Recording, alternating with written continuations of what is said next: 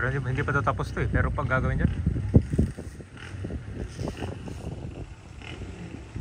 ito na yung na-demolish na bahay na parte sa gagawing project. So, hindi na sa inyo dito, sticker nyo? Ano nilagay ito, sir? Ayan, date 2021 pa to. Ito may bago pala. Ang ganyan ka ba? Ito yung palatandaan na gagamitin tong lugar dito para sa demolition. Unang update ngayong January 2025, meron ng bahay na demolish para ito sa gagawing Bataan Cavite Interlink Bridge.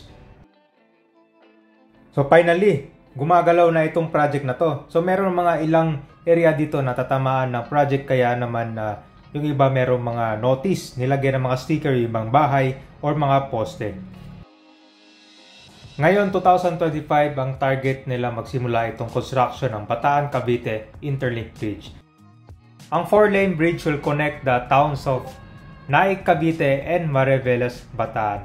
So meron itong 3 navigation bridge: North Channel Bridge, South Channel Bridge, and Nearshore Navigation Bridge. So ito yung mega project na inaabangan natin. Ito po'y 32 km Cavite to Bataan. So yung dati yung travel time from Cavite to Bataan, abutin ng 4 to 5 hours, dadaan ka pa ng expressway at mga ibang main nodes dito. Pero pag ito ay natapos, itong bridge na to ay dadaan dito sa waters of Manila Bay. Ito ay mag-improve ng economy, mas mabilis ang biyahe, at higit sa lahat magbawas ng traffic.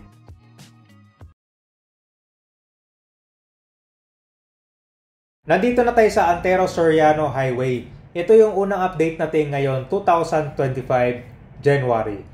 So kamakailan lang nabalitaan natin na dun malapit sa Purok 7, meron ng mga bahay na na-demolish para sa Bataan Cavite Interlink Bridge. Kung matandaan nyo, yung area na napunta natin dati, nilagyan lang siya ng poste. Para yan yung palatandaan na dun ay merong gagawin or merong mga tatamaan para sa project. So magsisimula tayo ulit. Dito tayo sa may terminal ng mga tricycle. Kasi dito maraming mga notice na nilagyan. At yung mga iba ditong bahay na tatamaan din, titingnan natin kung meron ng progress. So dito sa Timalan Concepcion, dito yung area na merong PR, ROW o yung right of way. Tulad nito, ito yung mga ilang bahay dito na tinatakan na nito. Ito yung mga possible na tatamaan para sa gagawing project. Dito kasi sa Kalsada Kabay, magkakaroon dito ng rotonda or parang dito yung ramp nya para papasok yung sasakyan papunta dun sa tulay area sa mga tricycle. Waiting shed, meron din nakalagay dito na PR, ROW. Oh, yan o, David 2021 pa. Bataan ginagawa mo. So itong paglalagay ng ganyan kabin, ito yung palatandaan na gagamitin tong lugar dito para sa demolition. Yan, may clear. Bataan. Ano itong gagawin dito? Parang kalsada?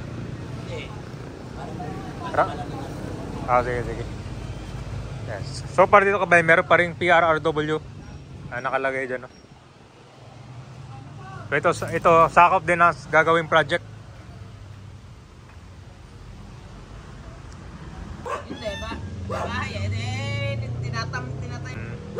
Kasi doon ma'am, may sticker din pala ma'am, no?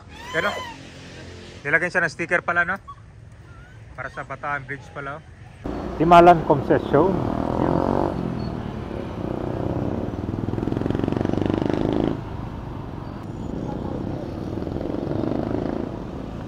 Kung makita nyo kabayan, itong dinadaanan natin, maraming mga bahay dito. Siguro kung papasok na tong tulay, pwede dito sa kabila kasi kung makikita nyo sa aerial view kabayan, ang daming bakante dyan. So konti lang yung mga tatamaang mga bahay lang. Residential area no, di ba? So ito yung first look natin ng taong 2025. Marami na rin nag-aabang dito sa project, no? Talaga namang game changer itong tulay na to. Sipin mo from Cavite to Bataan, na ang biyahe from 5 hours magiging ko na lang. Less than 1 hour, di ba? Ay, yung tulay. Malaking tulong talaga itong tuloy na to. At higit sa lahat, diyan ka dadaan sa kan. Diyan siya dadaan sa Manila Bay, sa dagat, di ba? Ang ganda.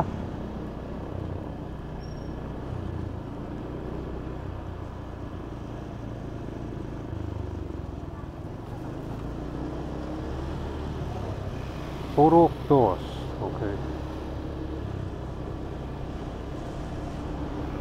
Ito meron na pa rin Dali convenience store. Ito bagong lagay ito. So mukhang hindi tatamaan dito yung project. So papunta na tayo ng Purok 7. So ayun, sa mga natanong ko, dito sa area daw meron nang na-demolish na bahay para sa gagawing Bataan Cavite Interlink Bridge. Yun. So ibig sabihin na ako na pala gumagalaw na itong project, no? Kasi ano may mga bahay na tinanggal. Nandito lang daw, tingnan natin ha. So mukhang dito lulusot itong project.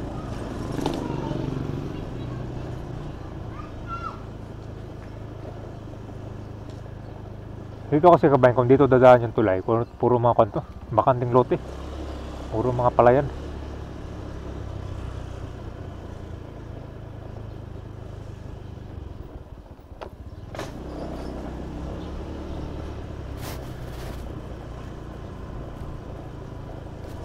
Nandito na tayo ngayon sa Purok 7. So at least meron na palang progress itong gagawin Bataan Cavite Interlink Bridge. So kung makikita nyo sa aerial view kabayan, ito yung bakanting lote. Mo lang.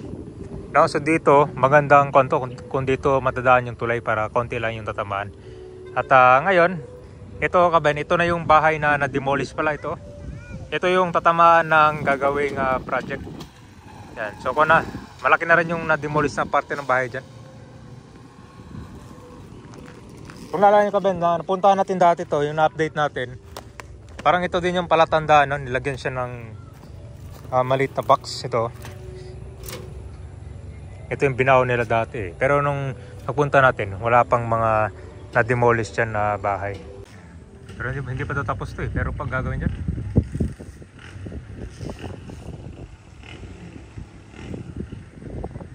Pero at least ngayon, meron na kayong makikita nga pagbabago na kasi marami nag-aabang dito.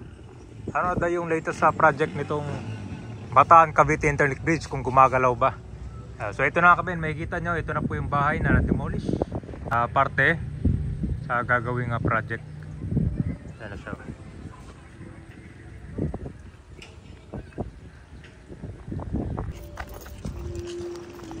Para sa yan. So at least meron ng progress para dito sa project. Anong itsura nito dati? Maganda pong bahay. Malaking bahay. Opo, maganda po. Abot hanggang dito. Opo. Maganda po yan. Ano po ito? Garahe. Garahe ito da? Garahe? Bahay po na Elsa yan. Tapos po yung bahay. Sino Elsa? Yung Frozen? Oo. Ito po yun. Mabilis na, mga ilang araw na nag-demolish to. Ano? Ilang linggo po din yata yan. Karabaw. Yan o, ba't maraming mga baka dyan? Ano po yan? Halaga po sa pin. Dito may mga nagpapalay dyan? Wala po. Oh, ito na after mga ilang balik natin dito sa Naik, Cavite. Finally, pero alam ko itong lugar na to kabayan, natanong ko na to siya na magkakaroon ng demolition kasi 'di ba yung nilagay nila ng poste, yung hinukay nila, yan yung palatandaan. So ito na nga ayon sa mga natanong ko, parang gagawing daanan or widening itong bahay na na-demolish. So meron pa itong kasama. Yan, kung makikita nyo dito sa aerial view, parang dito lulusot yan. Tapos dediretso na yan sa likod. Ngayon abangan nyo yung part 2 na video natin. Papakita ko sa inyo yung way naman ito. And tapos dun sa malapit sa Antero Soriano Highway, meron na ring mga bahay dun na na-evacuate na.